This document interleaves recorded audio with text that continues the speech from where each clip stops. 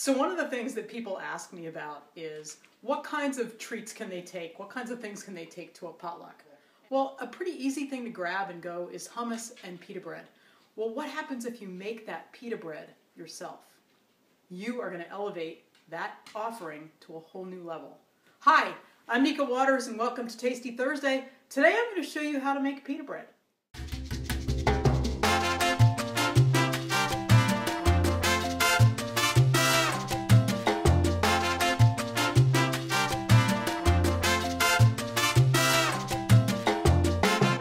Bowl, what I've done is I've taken a half a cup of warm water and I've sprinkled a scant tablespoon of yeast over it and whisked in about a half a teaspoon of honey.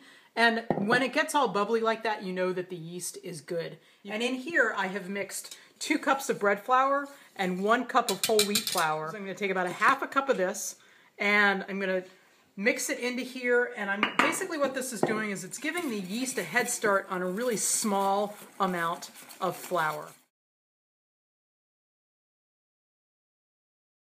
So after 45 minutes, this is what it looks like. You've got it nice and big and bubbly. And what I'm going to do is I'm actually going to sprinkle, this is a teaspoon of salt. I'm sprinkling it over here. I'm going to take 3/4 of a cup of water and a cup of olive oil, and I'm going to mix this in together. And I'm going to use my fingers. And then I'm going to pour this mixture into the rest of the flour mixture that I had. I'm going to mix it together, and then I'm going to knead it for about 10 minutes. Basically what you're doing is you're just trying to sort of massage the bread. You can see it just getting softer and smoother. It feels better underneath your hand. It's the coolest thing. Kneading bread is such a fun experience. Give it a whirl. It's so easy to do and it's so much fun. Make bread. It has the most magic ingredient of all in making it work, and that is time. And I'm lazy. So I love having time do most of the work for me. So after 10 minutes, you're going to have a ball of dough that looks like this. And what I'm going to do is I'm going to put a little bit of olive oil in the same bowl that I mixed it in to begin with. It's not cleaned out. I'm going to put the dough in there. I'm going to turn it over so that the dough is coated in the oil. It's like I'm making sure that the oil is all over this. And I'm going to turn around and I'm going to let this rise until it pretty much doubles, probably an hour and a half, something like that. So I'm going to take the piece of plastic wrap that I used before, cover it tightly. What this does is this helps keep any heat inside of it.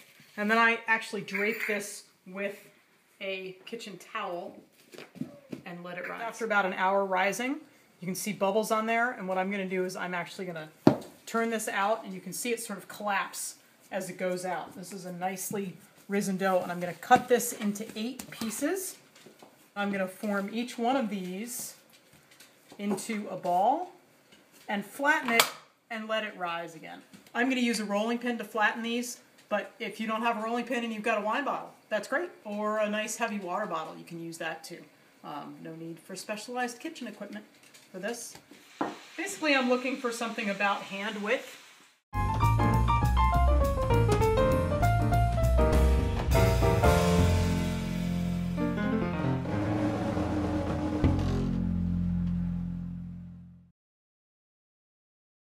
Preheat the oven to 500 degrees, and these are going to go just right on the oven rack.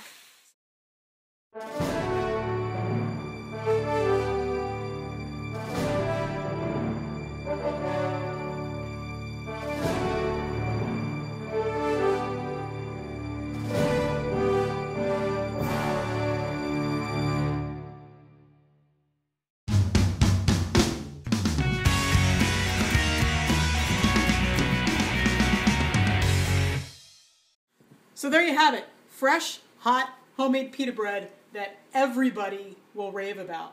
And really, the magic is in the time.